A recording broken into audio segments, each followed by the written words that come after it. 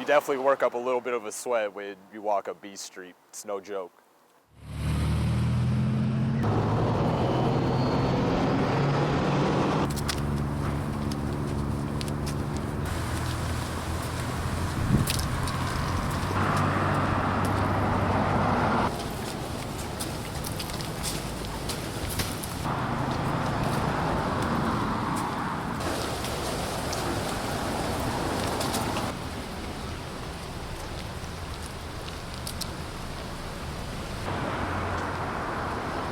Majority of the students here at WSU live in this area, so they're gonna have to do some kind of either walking up B Street or walking down B Street.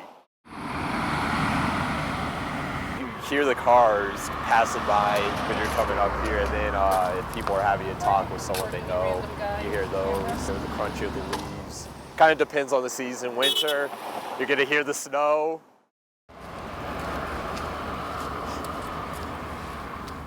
You kind of get sad because, you know, you wish you could be that person driving up here. And, you know, I've drove up here too, and it's definitely way better than walking. So I definitely prefer driving instead of see all these cars pass by when I'm walking up here.